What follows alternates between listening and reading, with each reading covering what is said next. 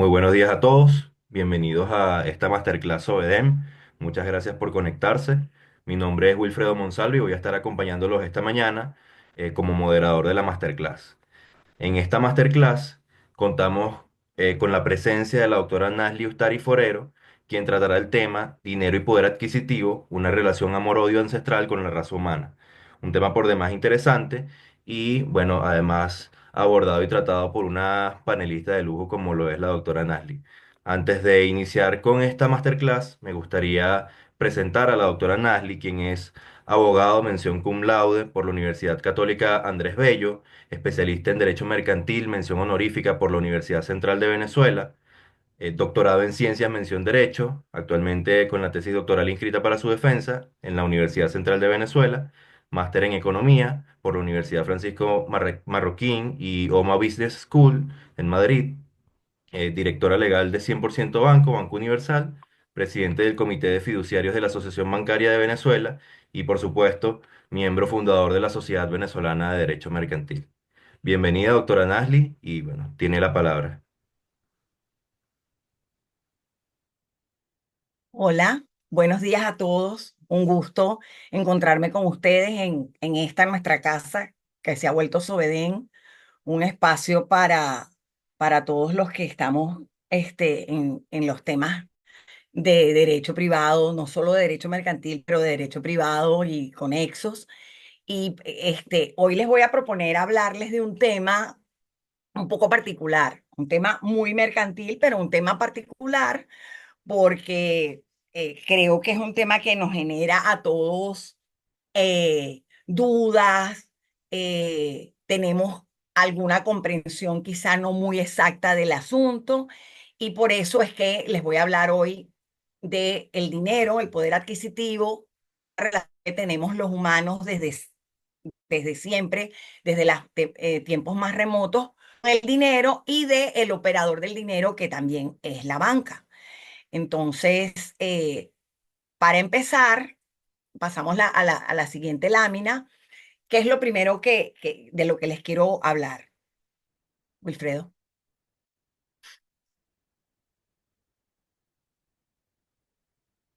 Vamos a hablarles de una cosa que me parece sumamente interesante, como es la teoría del surgimiento evolutivo del dinero, que lleva aparejada también la de la banca.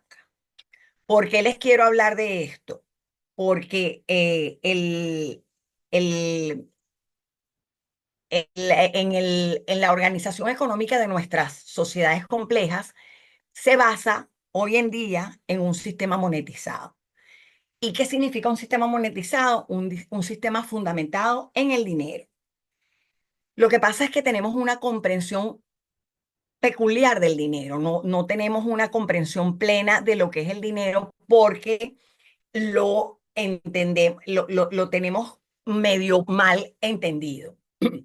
Decía el profesor David Glasner que dinero, entendido como el poder adquisitivo sobre los bienes, es probablemente uno de los más notables frutos de la civilización humana. Y efectivamente, así es.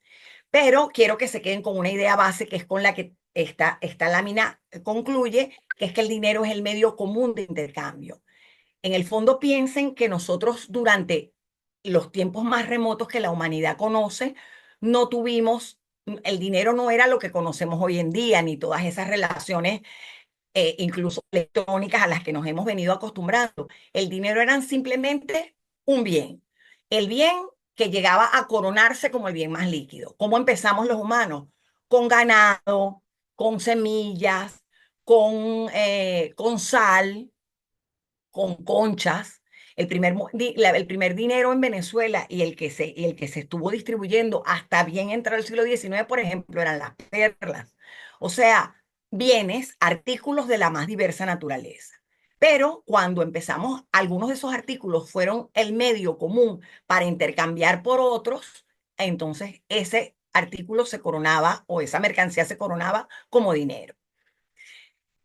En paralelo, casi en paralelo, primero dinero es verdad, tenemos a la banca. ¿Y por qué les menciono la banca? Porque la banca es justamente la que se encarga de administrar los recursos monetarios, el dinero. Entonces, de alguna manera, es casi indisoluble hablar de dinero sin hablar de Blanca. O sea, es una cosa, un fenómeno viene atado al otro. Y ambos surgieron, y esto es muy importante, del desarrollo evolutivo humano del orden espontáneo de los fenómenos complejos. ¿Qué quiero decirles con esto? Influenciada por la Escuela Austríaca de Economía, que es un fenómeno complejo, aquellos donde los humanos, los actores, intervenimos y no podemos predecir cuáles van a ser las últimas consecuencias que van a tener. No podemos, nuestra voluntad y nuestro interés mm, incluso excede de lo que ocurre ahí. Es como lo que pasó, por ejemplo, con el surgimiento del lenguaje. El lenguaje surge de todas las interacciones humanas que tenemos y no lo creó nadie en particular. Es una creación social, es una creación humana.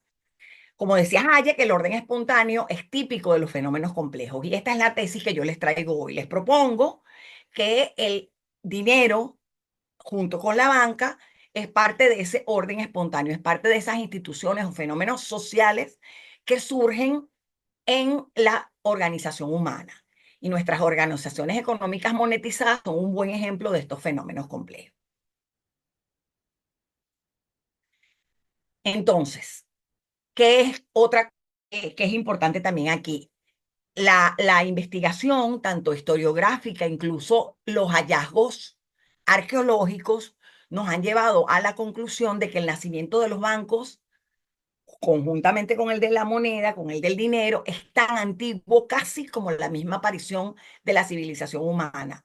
Están, de alguna manera, están eh, eh, superados las ideas que las hubo durante mucho tiempo, por si tenemos algún historiador en nuestra audiencia, las ideas que hubo durante un tiempo que el dinero y la banca no surgieron desde la antigüedad más remota. Eso está refutado, se ha comprobado la arqueología y las investigaciones que se han hecho de dónde surge prueban esto, que desde la más remota antigüedad se precisaba de instituciones que trabajasen con el dinero. Y esas instituciones, pues, son la banca. ¿Por qué? Porque como les decía, al principio el dinero eran cosas, eran ganado, eran semillas, era sal, de donde viene el salario, si eran objetos comunes que se usaban para intercambiar, eso significa que estábamos en una economía del trueque. Y el trueque era muy engorroso, muy lento, muy difícil y siempre dejaba a alguna de las partes probablemente no del todo satisfecha.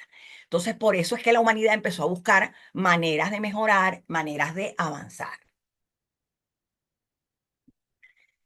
Entonces, ¿de qué les estoy hablando hoy? Les traigo un tema que para mí plantea un gran desafío, o digamos lo mejor, un doble desafío. Porque la primera cosa que les propongo es que las herramientas de las que les estoy hablando, los fenómenos de los que les estoy hablando, el dinero en paralelo con la banca, son herramientas propias del desarrollo evolutivo humano, de esas sociedades complejas como lo son nuestras sociedades monetizadas hoy, y por ende los humanos las desarrollamos en nuestra evolución porque las considerábamos importantes, por ende son muy útiles. Entonces, tanto el dinero como la banca aparecieron en el desarrollo humano desde el mundo más antiguo del que tenemos registro para una cosa importante que quizá nos habíamos planteado y fue para facilitar la cooperación. Esto en sí mismo ya es una idea un poco audaz, si quieren, y por eso está aquí el desafío que yo me planteo traerles hoy. Dinero y banca son herramientas útiles, les estoy diciendo. Son parte de los fenómenos sociales complejos que surgen de la acción humana, pero no del diseño humano. ¿Qué quiere decir esta frase que puede parecer un poco eh, compleja o un poco particular y que alude claramente al pensamiento de uno de estos escoceses maravillosos que nos dejó su pensamiento como es Ferguson? Que no hay nadie que haya inventado el dinero, ni la banca después. O sea, no es como que un día a alguien se le ocurrió el teléfono, no digamos el celular, pero a alguien se le ocurrió un vaso, no es una herramienta de ese tipo. Es una de las que surge de la evolución humana y eso surge de la propia naturaleza humana que siempre busca mejorar su situación. Voy a hacerles aquí voy a hacer pequeña cortica, les prometo, porque el asunto de la naturaleza humana siempre ha sido un tema que nos proponemos estudiar, siempre ha sido un tema que nos preocupa o que nos ocupa. ¿Y cuál es la naturaleza humana? Las respuestas clásicas de los filósofos se debatían entre dos extremos, entre el extremo de Hobbes o Hobbesiano, que ve al hombre como un ser por naturaleza egoísta, antisocial, y el extremo de Rousseau, que ve al hombre con una tendencia innata a la bondad y a la cooperación. Esos son los dos extremos. Entre esos dos extremos se ha debatido la humanidad.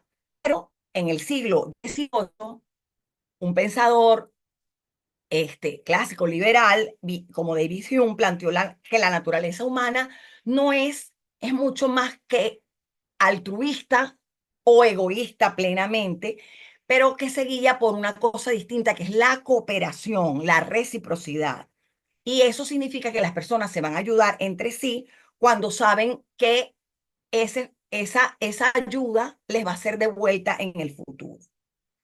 Este pensamiento de Hume ha tenido una especie de revival, le podríamos llamar, porque en avances más recientes, ya a partir del siglo XXI, a partir del año 2003, el profesor Dan Kahan, que allí les menciono, de la Universidad de Yale, ha se dedicó a documentar varios experimentos que muestran que las personas exhiben un comportamiento muchísimo más complejo que que los simples extremos que les comentaba de la teoría hobbesiana o rusoniana.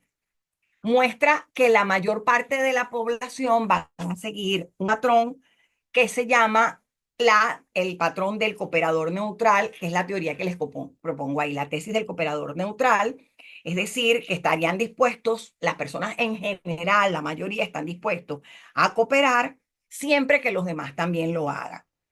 El trabajo de Cahan lo que sugiere es que los humanos no somos ni los monstruos, el lobo es el hombre del hombre que pintaba Hobbes, ni los ángeles o altruistas que pintaba Rousseau. Los resultados de la investigación que les estoy proponiendo hablan de una interpretación más fiel de la naturaleza humana, y es que la mayoría nos guiamos por esa reciprocidad. Y entonces, ¿cuál es el factor crucial para la creación de un clima favorable a la cooperación? Pues que los individuos tengan confianza. Es la confianza de que los demás van a contribuir al bien común la que hace que la cooperación sea posible. Y ustedes me dirán, ¿y cómo es posible la confianza? Pues les voy a decir algo muy interesante. Está comprobado con estudios antropológicos que los humanos, el sapiens, la corteza cerebral no nos permite tener relaciones confianza al mismo tiempo con más de 150 personas, lo cual haría imposible pensar en nuestras sociedades complejas y sobre pobladas que tenemos hoy en día. ¿Saben de qué se ha valido el ser humano para poder superar esa limitación, digamos, física? Se valió de los mitos y se crearon una serie de mitos. La patria, la religión, eh, la hermandad, todos provenientes de nuestra idea de la tribu. ¿Qué tenemos en realidad? ¿Qué pasó con esos mitos? Que sirvieron para convocar a muchos más humanos que 150, sociedades mucho más grandes, pero que en ciertos momentos significaron una gran forma de también enfrentarnos. Entonces, ahí donde los mitos fallaron, donde no fue suficiente la patria o la religión para mantenernos cooperando, el dinero sí lo logró. Fíjense ustedes que les comento y ya paro con la digresión histórica, les prometo. Fíjense ustedes que en los tiempos de las cruzadas, un tiempo especialmente violento entre cristianos y musulmanes, el comercio y los intercambios nunca pararon. No quiero decir con esto que el comercio sea la panacea, pero sí es una forma en la que el humano ha encontrado para relacionarse incluso con personas con las que no tiene confianza. Ese es el primer desafío que les tengo. El segundo, estudiar con un criterio cohesivo a la banca junto con el dinero, es también presentarlos como instituciones útiles, como instituciones de cooperación, parece un poco raro cuando todos tenemos en la mente que los bancos son una institución fundamental del sistema capitalista, es decir, del capitalismo. Y el sistema capitalista está indisolublemente asociado en la idea, en la imagen de la gente, esa relación amor-odio con la que titulaba la charla, a la idea negativa de que el mercado es cruel, como decía el profesor Giovanni Sartori. Entonces, ¿qué tenemos aquí? Si mercado y capitalismo se confunden en la mente de la gente, eso ya es un error, porque no son exactamente lo mismo. Pero sí es verdad que son dos palabras cercanas o conexas que aluden a un sistema económico que siempre ha sido muy criticado por un exacerbado individualismo. Y resulta que Sartori, a quien no se puede acusar de liberal, habla de que en realidad la crueldad del mercado no es precisamente individualista, sino más bien colectiva, porque el mercado, así como en realidad lo que el mercado es ciego para distinguir a los individuos, porque es una máquina de maximizar la utilidad colectiva. Entonces, fíjense ustedes qué curioso, ¿no? Que tenemos entendido. Además, capitalismo es una palabra que en sí misma también tiene una carga peyorativa enorme, puesto que la palabra capitalismo la inventó Marx, que consideraba que el capitalismo era el peor de los sistemas del mundo. Entonces, con toda esta información, es normal que la comprensión de los fenómenos no sea fácil.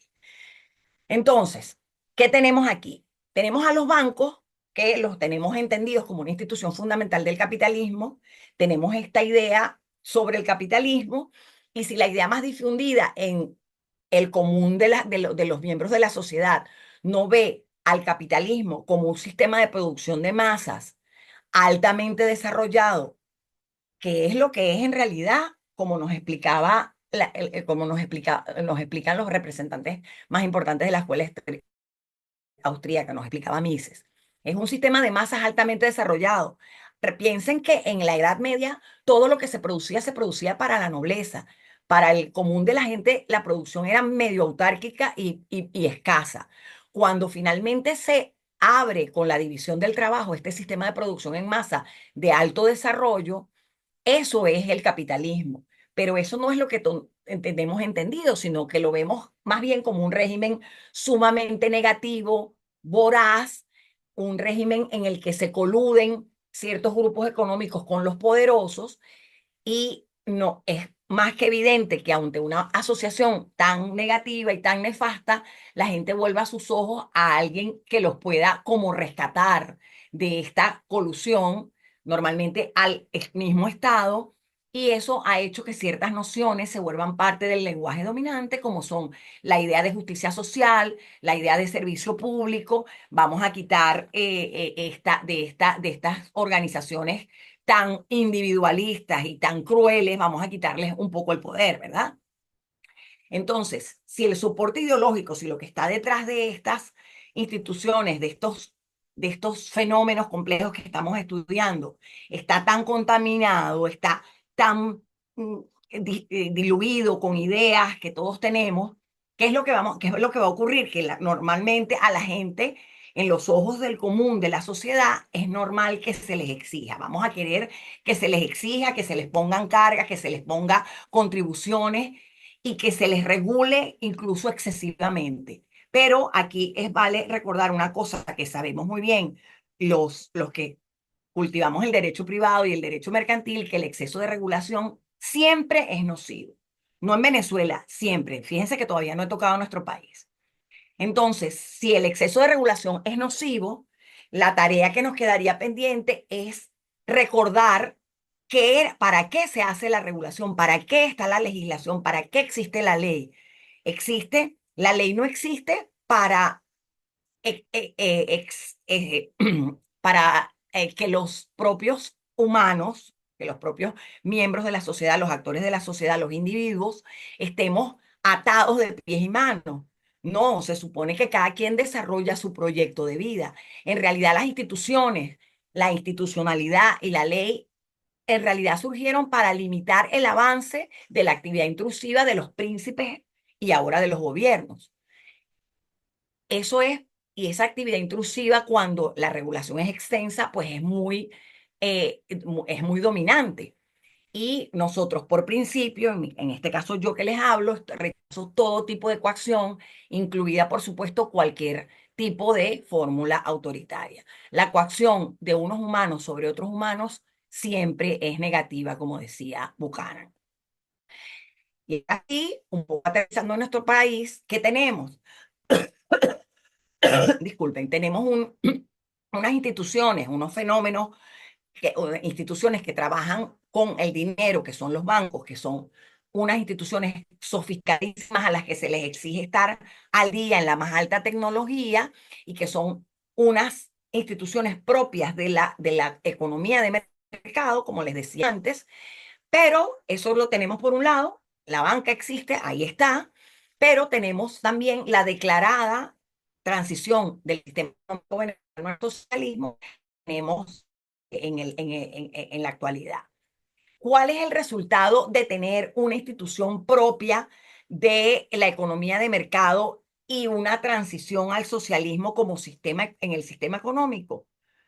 Que no estamos hablando ya de capitalismo, sino de socialismo, el sistema que le es contrario, el resultado es una permanente tensión entre los deberes exhaustivos, profusamente detallados en las leyes, y los poderes, o sea, lo que puede hacer la banca, y esta tensión permanente que llega unos momentos en que es verdaderamente una pulsión extrema en lo que redunda es en afectar el buen funcionamiento y la robustez que se desearían para la solvencia de un sistema bancario, para que el sistema bancario sea verdaderamente saludable.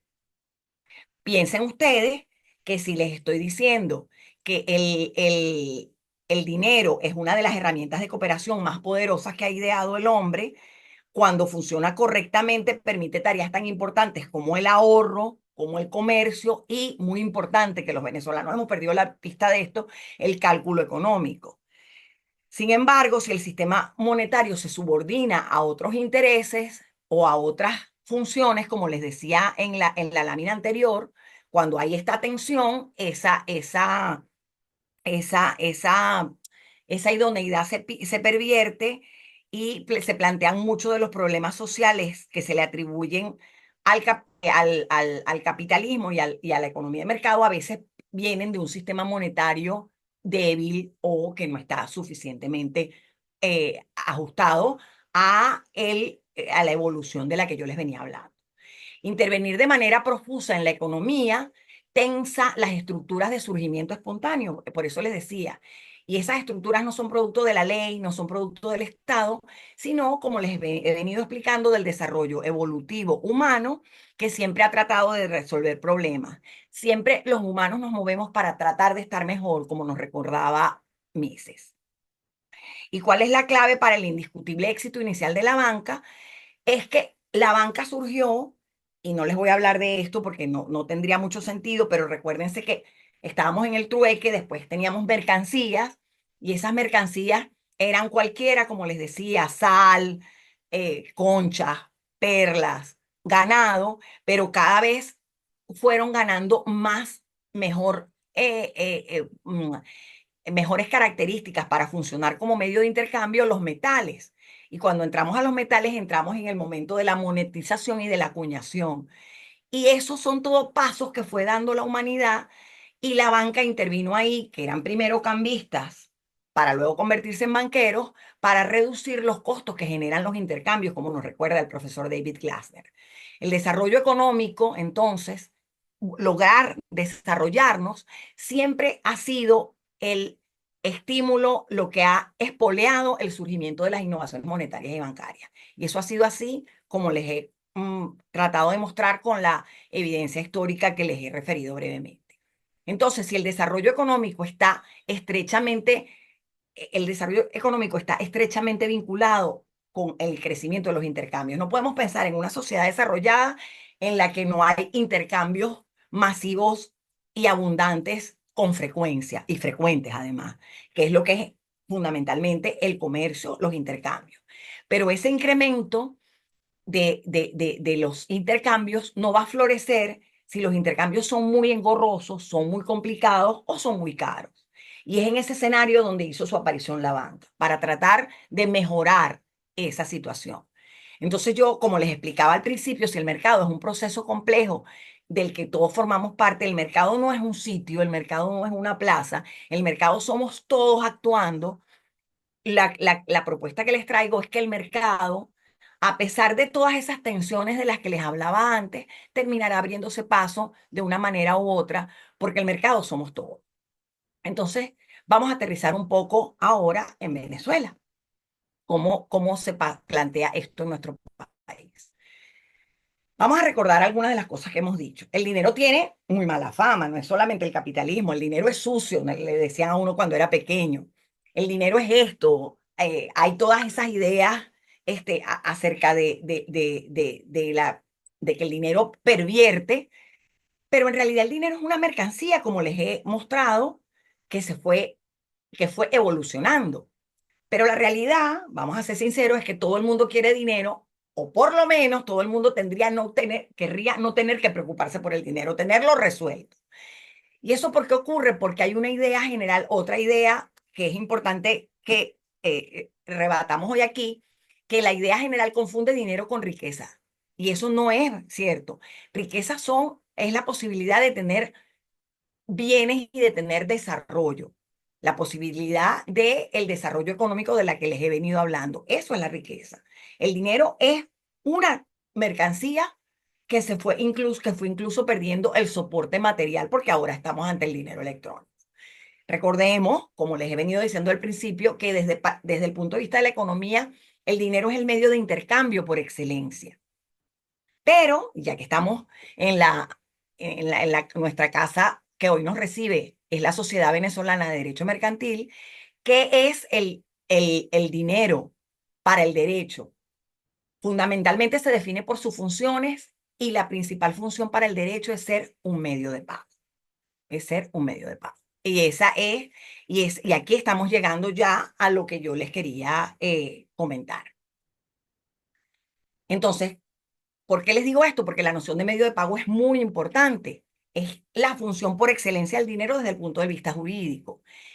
Y aquí vuelve a intervenir la banca, porque la banca, precisamente el sector bancario, al trabajar con dinero, crea medios de pago.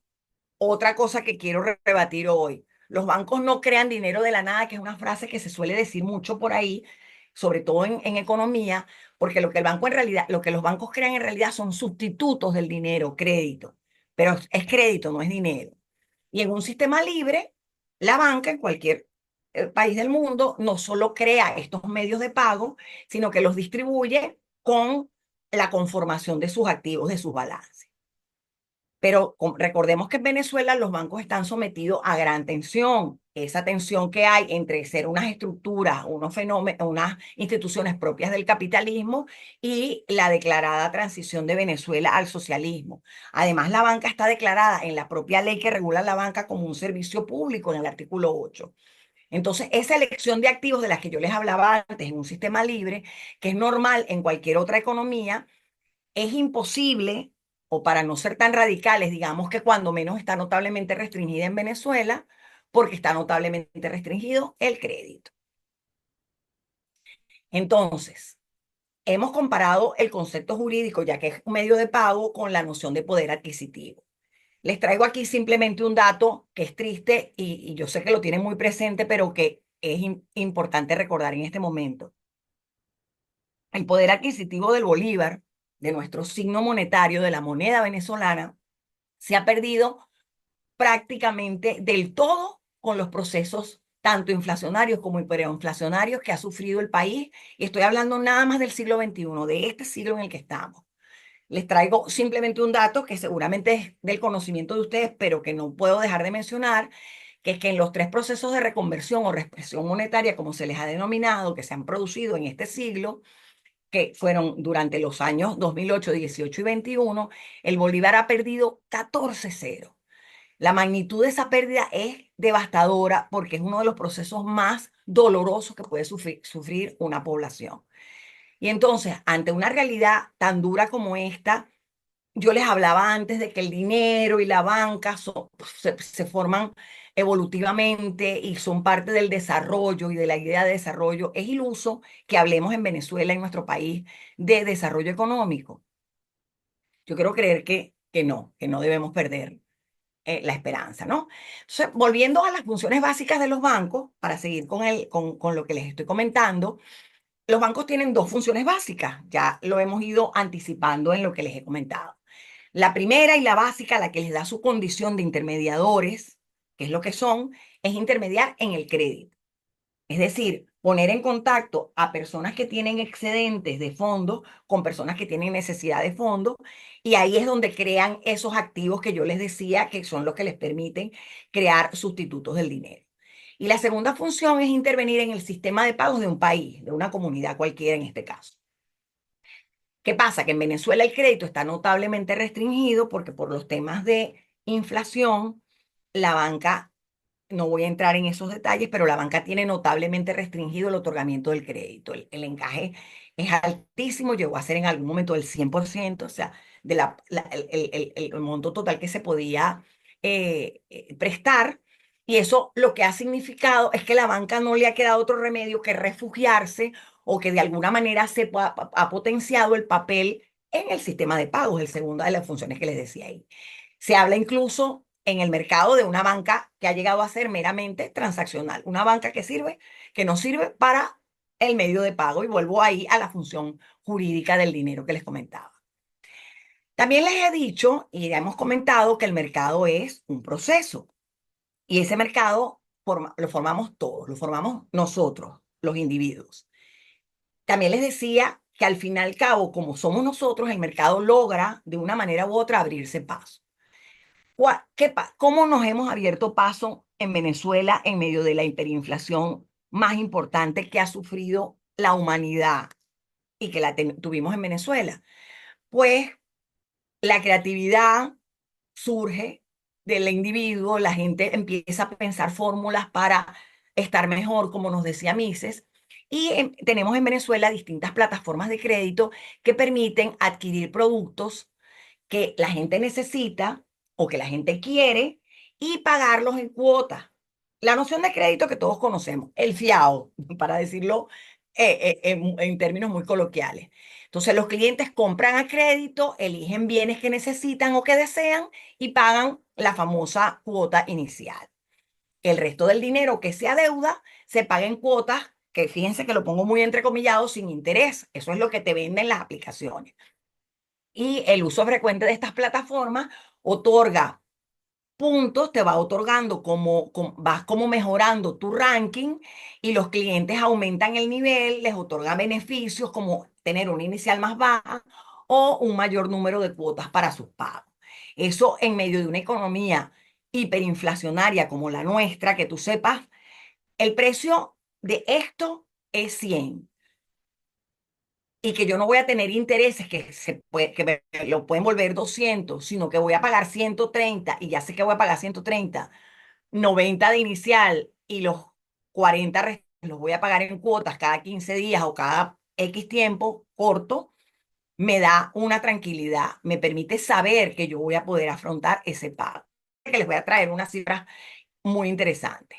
Probablemente la más popular de esas plataformas, esto no es una propaganda, es simplemente una constatación de la realidad, sea Cachea. Muchos de ustedes pueden haber oído hablar de ella. Con Cachea en Venezuela se compra desde sushi hasta un paseo para Los Roques o para Margarita, pasando por una visita al dentista o cualquier otra cita médica. Todo eso se compra con Cachea o con las aplicaciones que se promocionan como aplicaciones, como plataformas de ventas a créditos sin interés.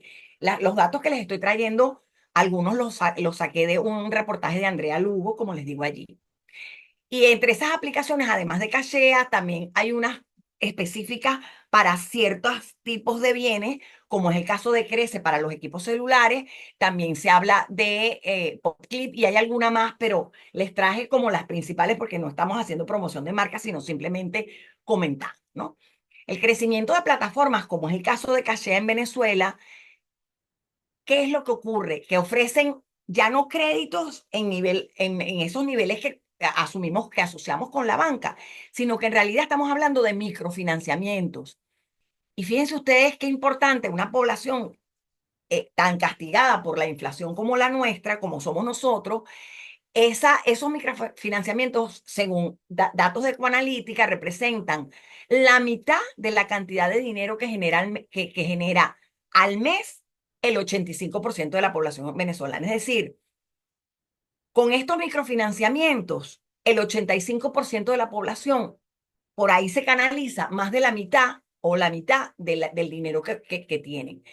Fíjense ustedes esta otra cifra que también a mí me impactó, que la saqué de un reportaje de Banca y Negocios, que más del 95% de las personas que usan este tipo de apps nunca habían tenido acceso a un crédito. Entonces, fíjense ustedes que aquí hay temas para pensar y revisar. Eh, entonces, volviendo a lo que les decía antes, con toda esta realidad, con los 14 ceros que perdimos, con las hiperinflaciones, con la inflación volviéndose a descontrolar en este momento que les estoy hablando, hablar de desarrollo económico en Venezuela tiene algún sentido. Pues yo creo que sí, creo que pese a todos nuestros problemas, los emprendimientos existen, buscamos siempre estar mejor y la evolución está allí. Y entonces, ¿de qué les quiero hablar cuando les hablo de evolución? De las startups. Ese es un término conocido en el lenguaje económico y de innovación de hoy en día. Se te refiere a empresas de nueva creación que tienen un modelo de negocio basado en la inteligencia artificial, en la innovación, en el uso de las nuevas tecnologías, con enormes posibilidades de crecimiento. Y entonces tenemos diferentes tipos de startups, las que son típicas del tema que hoy hablamos, del asunto financiero, son las startups fintech que tienen énfasis en la innovación. Y eso, pese a todos los problemas, surge en Venezuela. Y fíjense, les traigo el caso de justamente uno de nuestros protagonistas de hoy. Cachea es una startup, como les estaba explicando, pero cuya meta, de acuerdo a un reportaje que revisamos de principios de este año 2025, es convertirse en una empresa unicornio. ¿Qué significa una empresa unicornio? Es un término que acuñó la inversora Aileen Lee a principios de los 2000, que se refiere a startups, o sea, vuelvo al concepto anterior, pero no cualquier startup, sino unas que logren alcanzar un valor superior a $1.000 millones en un plazo de 10 años o menor a 10 años. Y la otra condición para que se considere una empresa unicornio es que el capital lo logren, esa masa de capital la logren en rondas privadas. No se puede lograr ni a través de la bolsa, ni convirtiéndose en filial de un gran grupo. Entonces, fíjense ustedes qué concepto tan interesante y que en un medio de una postración económica como la que estemos sufriendo, haya una empresa venezolana o que está en Venezuela aspirando a convertirse en unicornio, a pesar de que no está formada solo por venezolanos, es sumamente llamativo. ¿Cuáles son las características de una empresa unicornio? Se las traigo simplemente para que tengan una idea general. Se habla de disrupción porque siempre se habla de la innovación tecnológica, que es el segundo, disruptiva, a la vez innovadora tecnológicamente. El tercer aspecto me interesa mucho, es el foco en los consumidores, es decir, resolver problemas reales y del día a día de la gente, de los clientes y usuarios. La eficiencia, que sean productos mínimos viables, fíjense que hablábamos de microfinanciamiento, y la última característica a la que nos referimos a el crecimiento. Tienen una visión de crecimiento y de escalar en el modelo de negocio que se plantea. Parten de una idea pequeñita para ir escalando. Esa es la idea. El mercado, las personas que lo conforman somos nosotros, somos cada uno de nosotros, y el mercado se abre camino, el mercado busca su ruta para mejorar la situación, como les he dicho varias veces, que nos comentaba Mises. La banca, las startups, fintech, las empresas unicornio, todas estas cosas, estos conceptos de los que les estoy hablando, trabajan para crear un negocio. Es una idea, surge de una ilusión, pero esa idea tiene, como les decía al principio, que ofrecer ventajas y soluciones a los problemas de la gente. Si teníamos problemas para intercambiar un bien por otro cuando estábamos en el remoto, en el tiempo remoto del trueque, hoy seguimos teniendo otros problemas y los problemas y tratamos de encontrar soluciones para esos problemas. Entonces, lograr permitir que estas iniciativas que surgen de la propia sociedad florezcan, permitirles que se desarrollen, que florezcan, que se desenvuelvan, es la mejor manera de apuntarle al desarrollo, ese que nos planteábamos a modo de pregunta al principio. Y yo quiero ir cerrando esta charla, que creo que estoy en el tiempo que me pidieron, con un concepto que me parece importante traer a los venezolanos también.